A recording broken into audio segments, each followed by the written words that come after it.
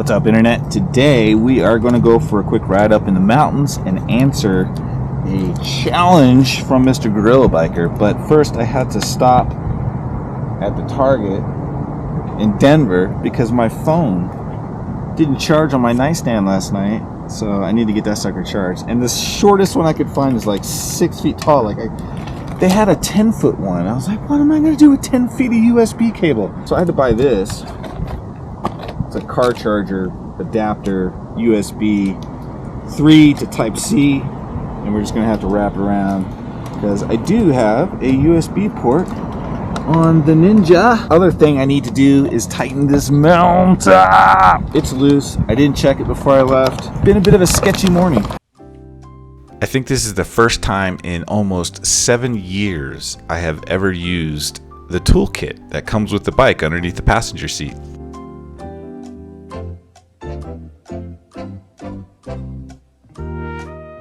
Alright, now all that mess is taken care of. My phone is charging.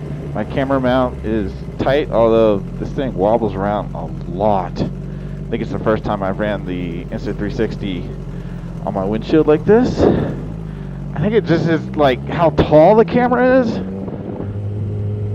Instead of having the weight closer to the windshield, it's way up here and it's just flopping around a lot.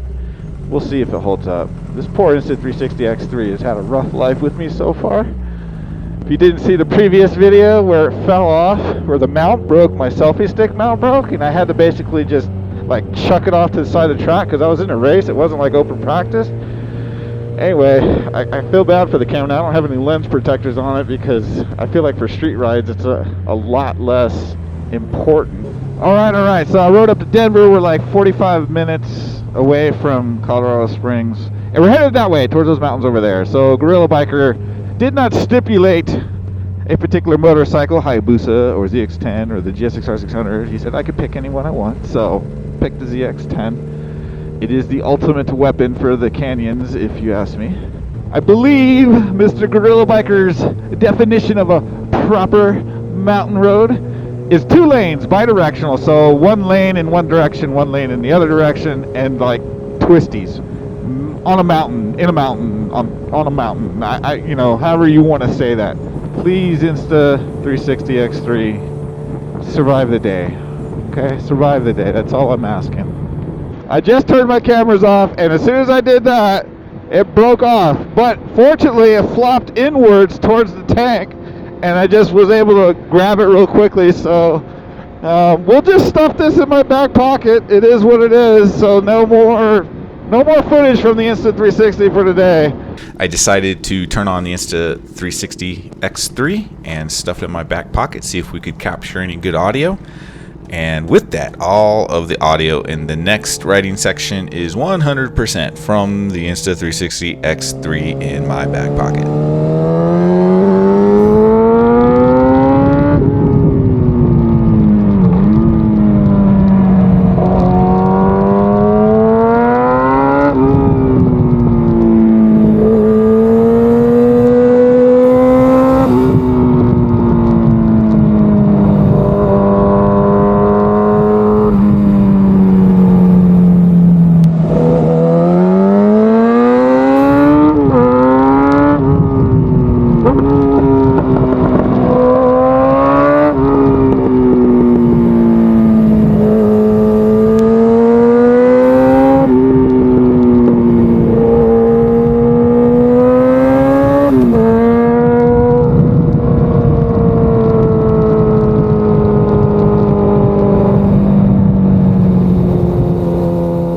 I think it really came through the audio of the Insta360, which was good, but it didn't capture what I could hear in real time, and that was the exhaust note bouncing off the canyon walls. It was really super cool to listen to until I caught up to these 2 motorcycles that are really just kind of cruising through the canyon, which is fine.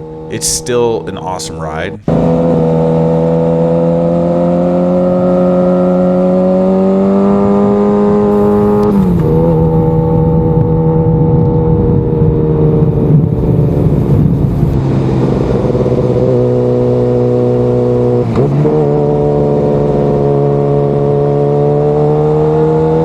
Further into the mountains.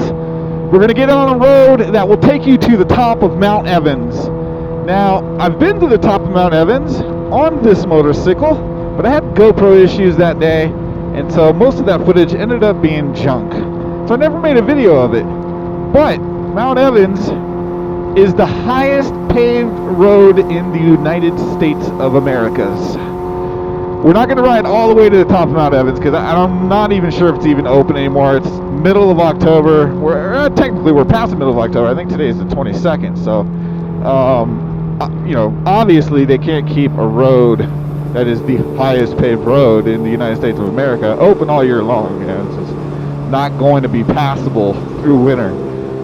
What we are going to do is ride the first section of road because it's absolutely amazing, and then it drops you off into this parking lot. I shouldn't say it like, it doesn't drop you off into the parking lot. There's a parking lot.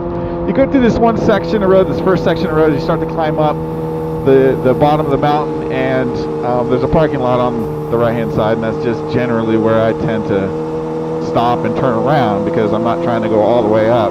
Again, I've got the X3 running in my back pocket. Hopefully it picks up some good sounds. It's a lovely day, man. Everybody's trying to get their last super awesome ride in. 15 miles per hour. We love this.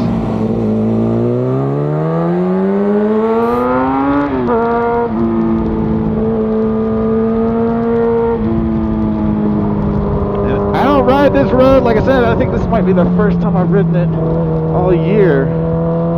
So it's not like Maxie, Twisty dude, riding the Dragon 12 times a day. He's got that shit memorized. I do not. The road surface looks good though. That's a good sign.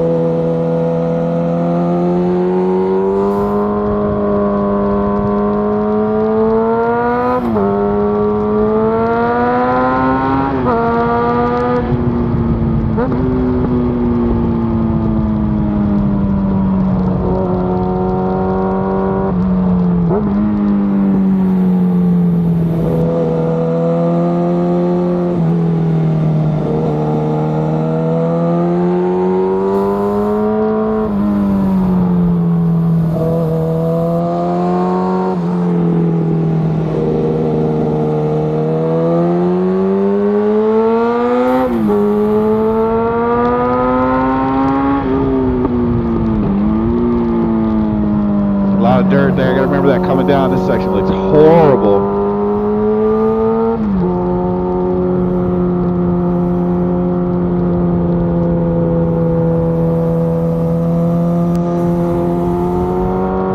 God, this whole road is dirty. Looks like they dug out some drainage or something. Not really sure, but it looks bad.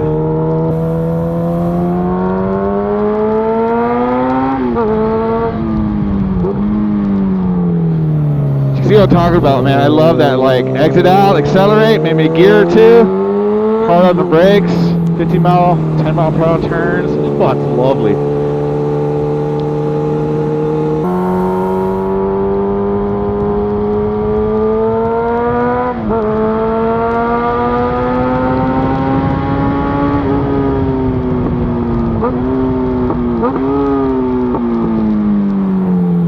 Look at this lovely turn.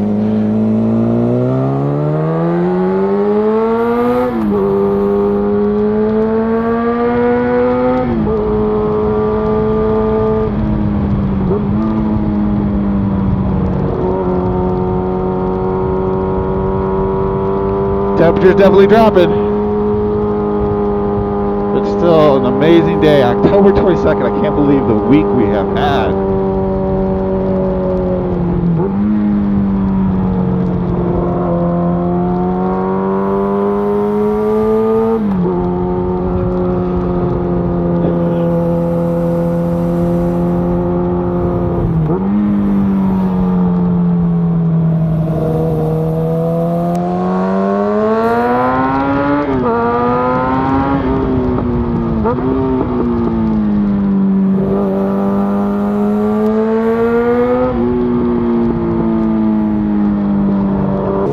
Gorilla Biker, I'm going to say that this qualifies. This qualifies as a proper mountain road.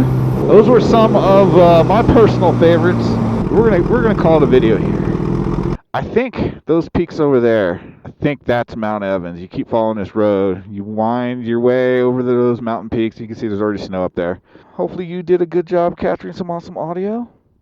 And we'll see you guys. You know what to do, man. Keep the rubber side down. We'll see you in the next video.